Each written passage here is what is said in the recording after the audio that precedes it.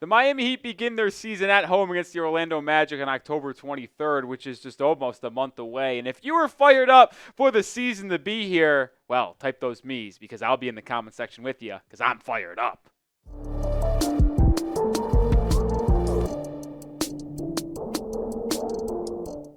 I am Nic Rohloff. This is the Heat Report by Chat Sports. And today's show, we're talking about the Miami Heat's biggest nightmare because Bleacher Report went through every single NBA team and labeled what the biggest nightmare of the season would be. And the Miami Heat's is at least a little bit interesting, and more specifically, it's that Jimmy Butler and Bam Adebayo would be the only top 100 players on this Heat roster this year. And I can think of other situations and scenarios for the Heat season that are way more of a nightmare in my opinion, and I'll give you my biggest nightmare at the end of today's video, so stick around for that to hear what I got to say there. But let's break down that scenario that Bleacher Report just spoke about, because clearly Jimmy Butler and Bam Adebayo are your engines, right? They are not only just top 100 players, but they are both top 20 players in the NBA. And there was some bogus hoops hype article out there that came out, I think, 2 or 3 weeks ago that had like Jimmy as the 29th player in the NBA and Bam is like the 27th. That's just ludicrous. These two guys have taken the Heat to 2 NBA finals over the last 5 years and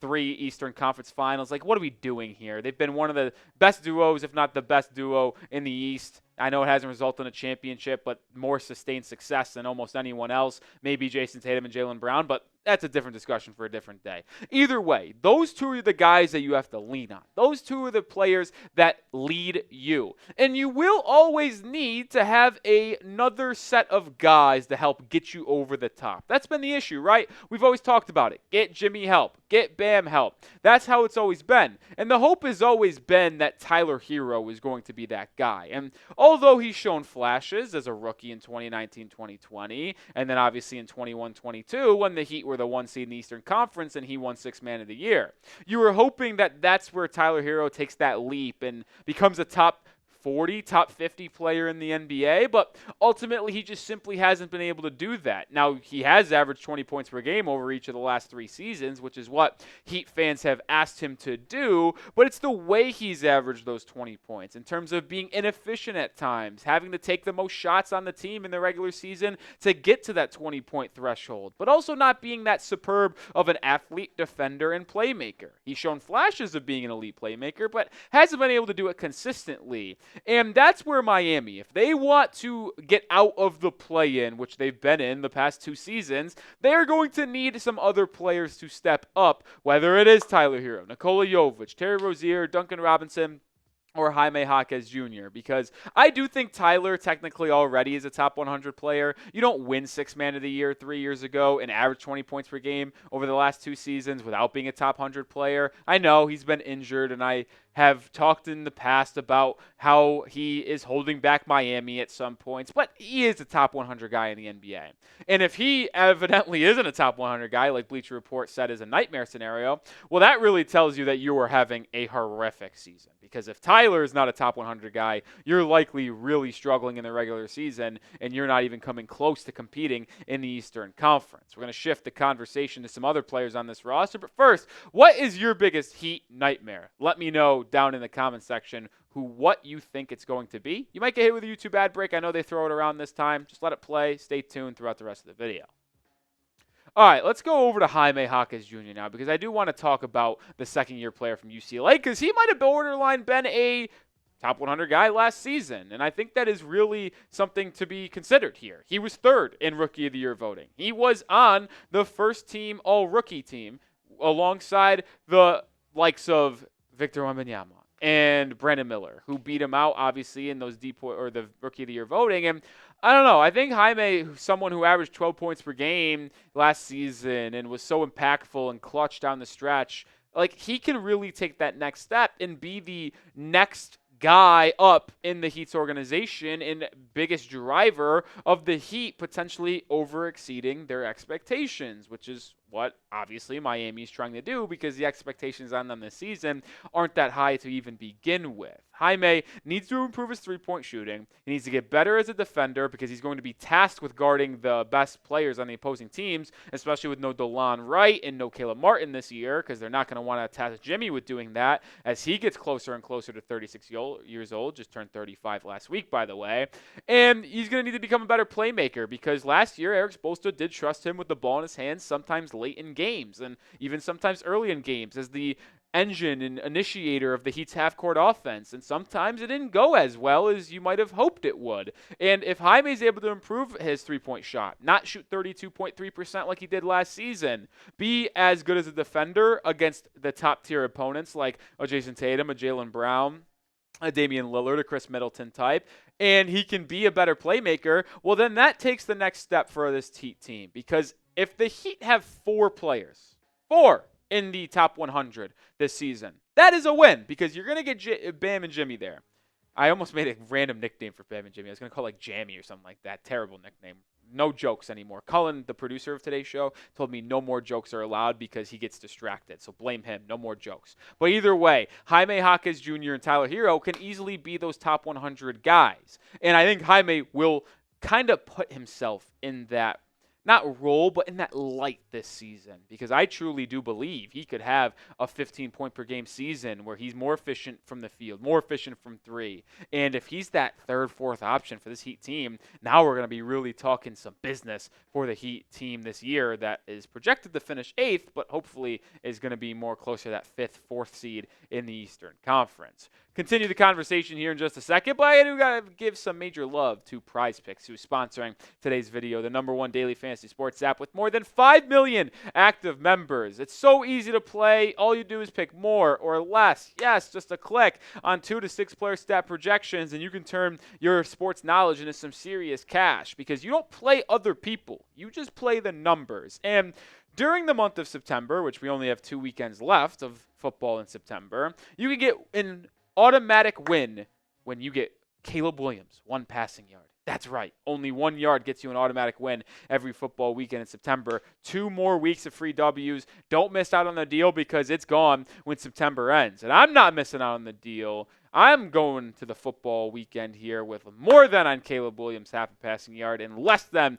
on Anthony Richardson, 185.5 passing yards. He's kind of stunk it up. Actually, both these quarterbacks have, if we're going to be honest. But half a passing yard Caleb will get, and Anthony Richardson, I like the less than this weekend in football. PrizePicks also puts their members first, so all withdrawals are fast, safe, and secure. When my picks hit, and my picks always do hit, I can get my money as quick in as 15 minutes. It's the easiest way to play daily fantasy sports. So get in on the action by downloading the app and using code CLNS to get $50 instantly when you play $5. That's code CLNS on PrizePicks to get $50 instantly when you play 5. You don't even need to win to receive the $50 bonus. It's guaranteed. Shout out to PrizePicks for sponsoring today's video. PrizePicks, run your game.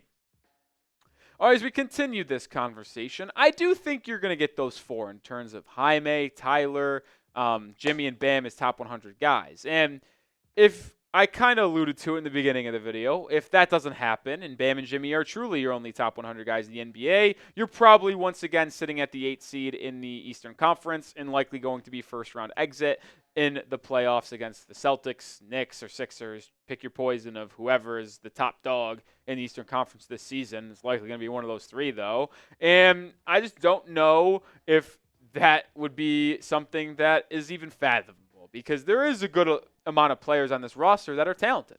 Like, I don't think Terry Rozier is a top 100 guy, but I think he could have a top 100 season. He played extremely well for Miami last year. He started off rough, averaging about 14 points per game and shooting 25% from 3, 35% from the field in his first 10 games in a Heat uniform. But he got all those numbers up, like 43% from the field, 36% from 3, which just showed you how well he played in the final, 26 games that he played for Miami. If you take away the first 10, he was really, really cooking. And there are other players that can step up, but don't need to be top 100 guys. Like you talk specifically about third-year forward Nikola Jovic. You talk about Duncan Robinson, Haywood Highsmith. Like these guys are going to be just good, solid role players for Miami.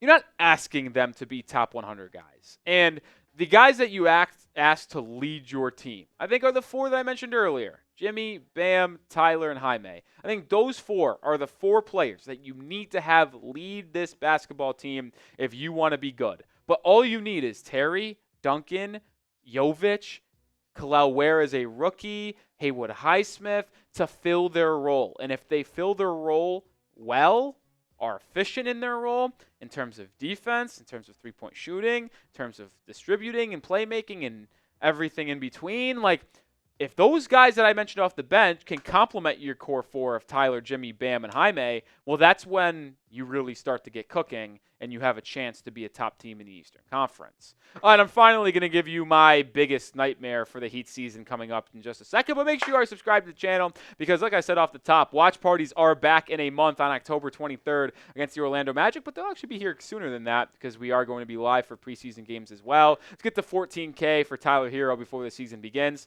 Hit that sub button right now. All right, my biggest nightmare for the Heat season, it's going to be trading Jimmy Butler at the NBA trade deadline. It's something that we've talked about in the past as well because Jimmy obviously wanted a 2-year Supermax contract extension this offseason, which would make next year guaranteed at $55 million instead of his $52.5 million player option, but also getting a $58 million one-year deal after next season, so in 26-27. Pat Riley didn't give him that.